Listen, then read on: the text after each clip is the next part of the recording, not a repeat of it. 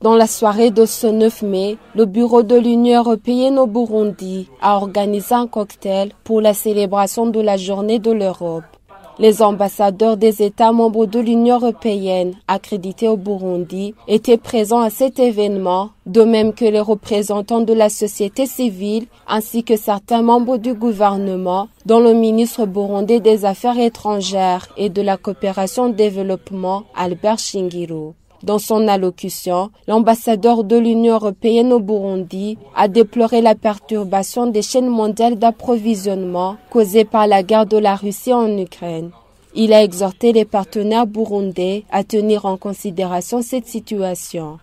De plus, cette invasion militaire désorganise les chaînes mondiales d'approvisionnement, ce qui se traduit par une flambée des prix des denrées alimentaires et au final, par un fardeau supplémentaire dont les populations au Burundi, comme ailleurs, n'avaient, après la crise du Covid, vraiment pas besoin.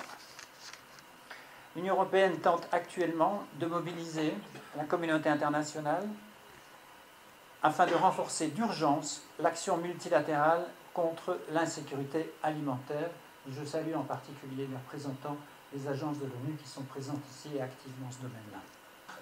L'Ukraine constitue un enjeu existentiel, actuel et futur pour l'Union européenne et quelque part pour le monde. Nous formons le vœu que dans un proche avenir, nos amis et partenaires burundais se rapprochent progressivement de cette analyse.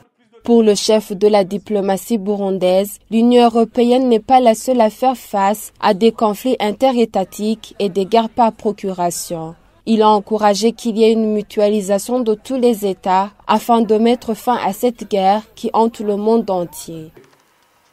La mutualisation des efforts par tous les États membres des Nations Unies pour bâtir un nouvel ordre mondial basé sur la règle du droit international et respectueux par tous les pays, quelle que soit leur taille, la localisation géographique, leur degré de développement, serait une des meilleures voies à suivre pour s'attaquer aux nombreux défis collectifs auxquels fait face l'humanité à son moment, sans passer par les guerres ou la diplomatie des muscles. Excellences, Monsieur l'ambassadeur, distingués invités, vous n'êtes pas seul dans ce combat légitime contre ces défis partagés, car les phénomènes de terrorisme, de migration internationale, des conflits internes, des conflits interétatiques et des guerres de proxy ne concernent pas que l'Europe uniquement. Le bureau de l'Union européenne au Burundi s'est également réjoui que cette soirée soit organisée après la levée des sanctions économiques imposées contre le Burundi. Un prochain dialogue politique entre l'Union européenne et le Burundi va avoir lieu en vue de renforcer ces nouvelles relations, a indiqué l'ambassadeur de l'Union européenne au Burundi, Claude Boschu.